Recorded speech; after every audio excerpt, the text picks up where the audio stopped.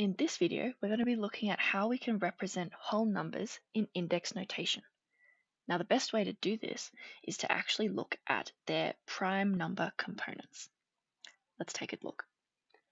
If we have a look at 4, the numbers that make up 4 are 2 times 2, right? That's one of the ways we can get 4. Now, 2 are both prime numbers. Now, if you need a refresher on prime numbers, I'll put a definition up in this corner here. Prime numbers are numbers that are only divisible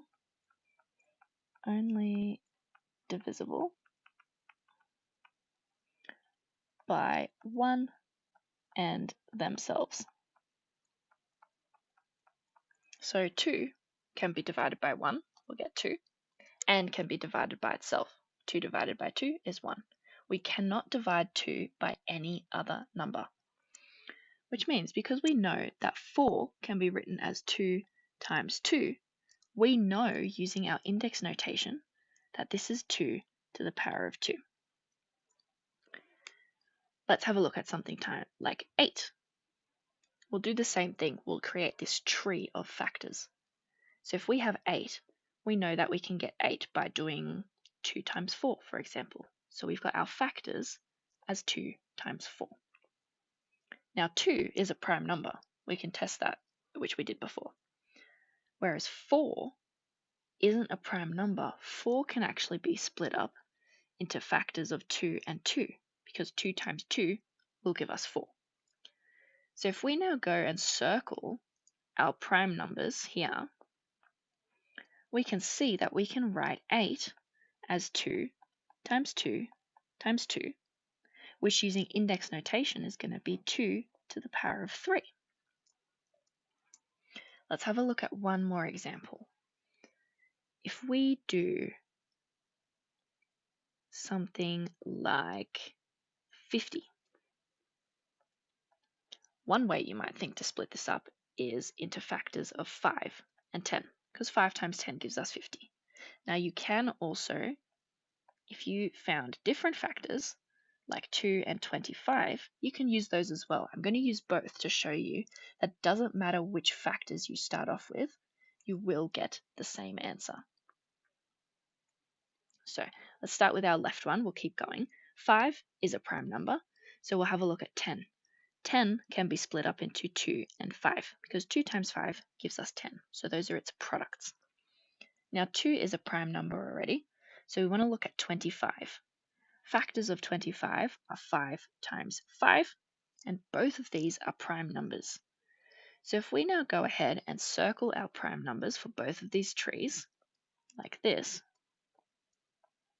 we can see that here we'll get 5 times 2 times 5, and the other one will get 2 times 5 times 5. In both cases, we have 1 2 and 2 5s.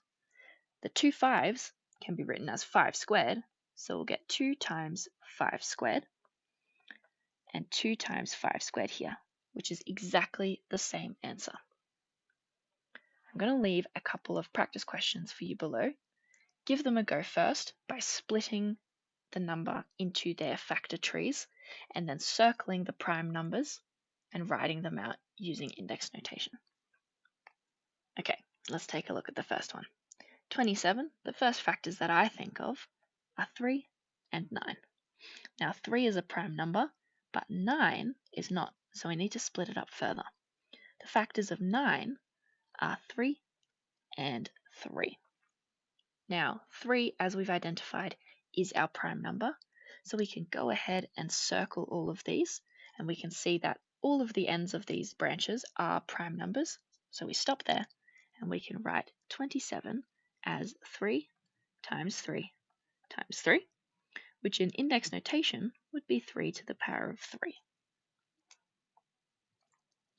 Let's take a look at 90. The first factors I can think of are 9 and 10. If you had different factors, that is totally fine. Continue with your factors and just check the final answer to see if it's right. Now 9 is not a prime number, so we need to break that up into 3 and 3. And 10 is also not a prime number, so we need to break that up into its factors of 2 and 5. Now 3, 2, and 5 are in fact all prime numbers, so we can go ahead and circle all of those. We don't need to go any further, and we can write 90 as 3 times 3 times 2 times 5. Now 3 times 3 can be written in index notation as 3 squared, and then we'll still have times 2 times 5. There's only one of each, so we leave them as they are. Now our last example for today is 128. Now this one might be a little bit tricky, and if you had to use a calculator, that's okay too.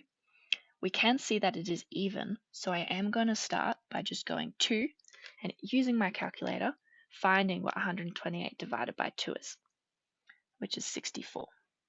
Now we know that 2 is a prime number, so we'll keep going with the 64. Once again, 64 is an even number, so we know that it needs to be divisible by 2 again, or we know that it can be divisible by 2. So if we divide it by 2 again, we'll get 32. Now 32 is an even number, so we can divide it by 2 again. 32 divided by 2 gives us 16. 16 is also an even number, so we can divide by 2 again, which will give us 8. 8 is also an even number, so we divide by 2 again, which will give us 4. And lastly, 4 is an even number and gives us 2 and 2.